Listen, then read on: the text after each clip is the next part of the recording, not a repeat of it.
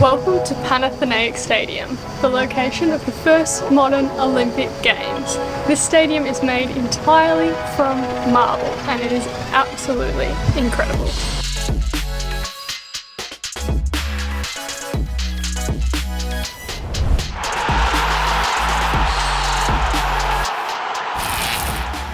Guys, I am here sitting in one of the two thrones reserved for the King and Queen. It's right where I belong. Guys, we've got so lucky because coincidentally today is the day where there's going to be this world-class race between two amazing female athletes I hear. So make sure you stick around for that because that's going to be so cool. What a treat this is to witness the behind the scenes of these elite athletes. It's so surreal. It truly does not feel real.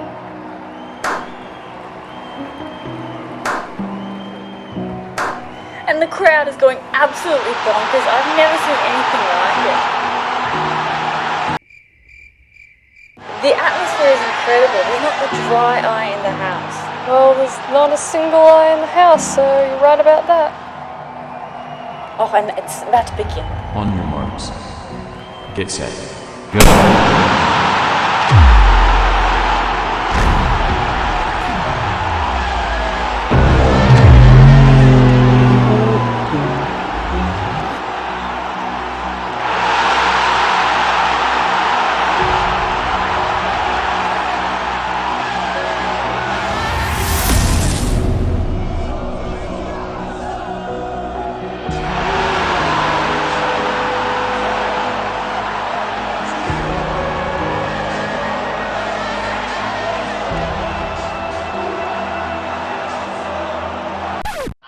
Guys, what a treat that was to witness that historical race.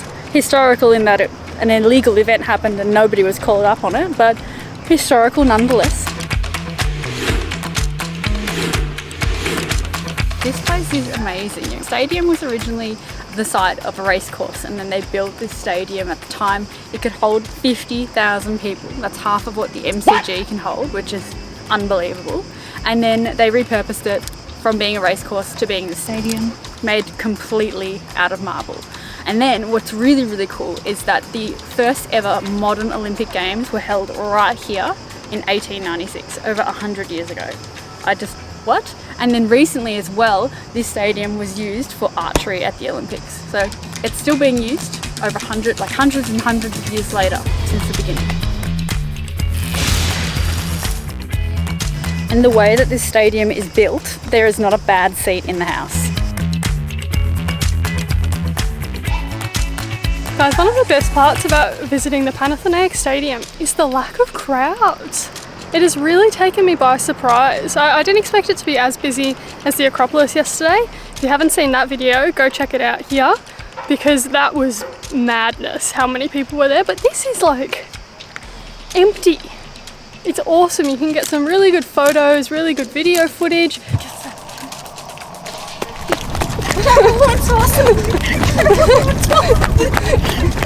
And just really take it in without, being squished by a million different people. So I've been very impressed.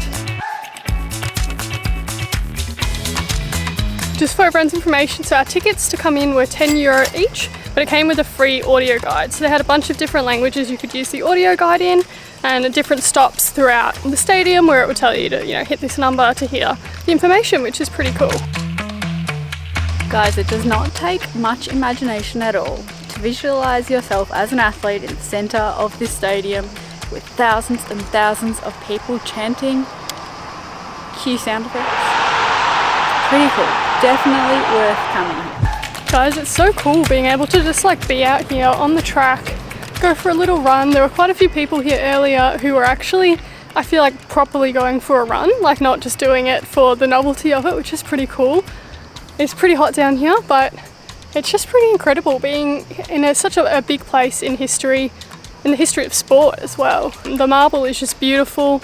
The track is pretty nice itself. We got to go down the race where the athletes would enter, which is pretty cool. It's a very cool spot, and again, the best part about it is the lack of crowds, which is just at this time of year. It's July, summer, peak tourist season, to be here and have it be so empty, it's just amazing. And it's like 10 o'clock in the morning, so you'd expect it to be busier.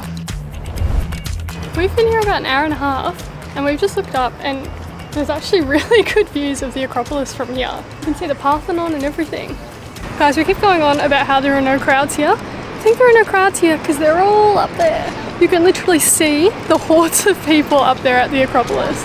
Just insane. I also think a lot of people come here to see the stadium without actually paying to enter the stadium. So you can get pretty good views and photos from outside the stadium. Obviously, like I said, €10 to come in. Honestly, when it's this empty, I think it's worth it. You get a free audio guide. You get to take as many photos as you want, wander every little inch and square of the stadium. I think it's worth it, particularly when it's this quiet. It makes the experience so much better. Just another little side note, guys. If you did watch our first video in Athens yesterday when we went to the Acropolis, apologies, there may have been a little spot somewhere on the screen, I'm gonna say about here. We had some dust on our camera sensor, which is really frustrating. It was because it was so sunny up at the Acropolis, we couldn't actually look at any of our footage as we were up there. We couldn't see the screen properly, so we only found out when we got home. So we do apologise. Hopefully it's not there today. I really hope so. We did do some work trying to clean it, but just a little note on that. If you did notice our friend, the little black dot, really hope he's not there today. Guys, something that we have come to realise here in Athens from experience is that when you're at a pedestrian crossing and it goes green, you've got the green light, not everyone stops. So make sure you look both ways before crossing, because I think the drivers think there's a bit of a wriggle room and will often go if it's just gone red. Don't get hit by a car. And on to our next destination. Okay guys, we have now left the Olympic Stadium and we've walked about 5 minutes down the road to the Temple of Zeus. So building of the Temple of Zeus began in the 6th century BC and it didn't finish. It wasn't complete until the 2nd century AD, so that was like over 630 years later. And it only lasted its purpose for about 100 years because then the barbarians came and then it was just left and became ruins. And here it is today. And it was envisioned to be the greatest temple in ancient times.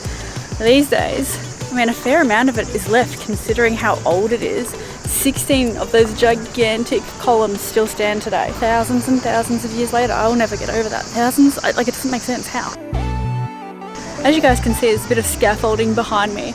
I'm not sure if that's permanent to like maintain the structure or if they're just doing a bit of maintenance on it now. Not sure. And in the distance behind me, you can also see the Acropolis from here. And from the Acropolis, you can also see the Temple of Zeus. Guys, I don't know much about what it would have looked like back in the early days. However, if it's what I imagine in that the columns that still stand down the far end kind of extended up to where this one lies here, it would have been huge. It would have been absolutely massive, like monumental.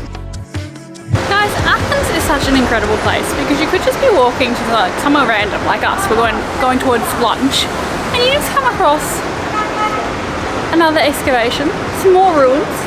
This one is a Roman bath. It's amazing.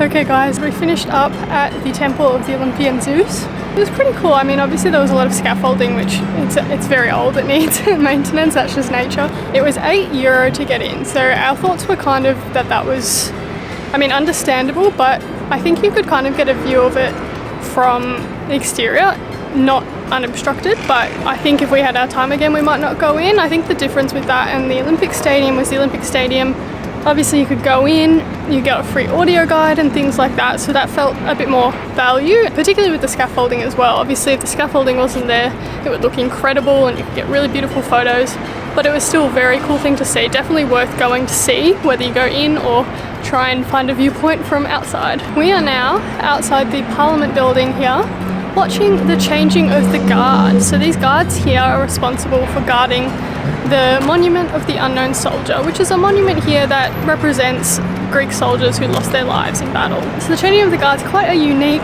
thing. I've never seen anything like this before. It happens every hour on the hour, It's very unique and almost a must-do thing that you need to see here. It's very interesting watching them and reading about it because they have to stand in perfect stillness for 1 hour. They can't move their eyes, move their face, show any facial expression, can't move their bodies. Perfect stillness. And I actually read that they go into training for 1 month to get ready, and they need to be in physical shape, they need to be in mental shape, they go through training on how to relax their mind and body so they can stand in perfect stillness for 1 hour. And it's also very interesting because the movements they do for the changing of the guard are obviously very slow, and the reason for this is that because they've been standing still for 60 minutes, it's not to like disrupt their blood circulation from standing still, so it's kind of getting them moving slowly given they've been standing still for so long. It's pretty cool. The guards themselves are called the Evzones, which is a special unit of the Hellenic army, and they guard the Monument of the Unknown Soldier here in front of the Parliament building. You guys, they take the like immobility rule very, very seriously. There's a different guard in camouflage, and he went up to to both of the Evzone soldiers before and patted their faces because they were sweaty, fixed their outfits, and they weren't allowed to move at all. And now he's taken one of them into like the little cubicle, and he's like feeding him water because he's not allowed to move. It's wild. Well, that was one of the weirdest, most unique things we have ever seen. You gotta respect it though, like the mental and physical endurance required for that job. A crazy amount. And I expect that the job comes with like the highest honour. It'd be a very honourable thing to do. Very, very unique, as I said. Stacey says she's going to be practicing her like kicks as soon as we get home. Speaking of home, we've called it. It's like high 30s, maybe 38 degrees. We're dying. We stopped off at one of our most frequently visited places on the European segment of this trip, Lidl. We've got some ice creams and we picked up some lunch. We're gonna go back to the accommodation now. Not dealing well. Guys, after a long hot day, we're back home. It's night time now. We're about to go to bed. Thank you for watching this video. If you liked it, hit that like button. If you're not subscribed already, please hit that subscribe button, and we will see you tomorrow. Bye.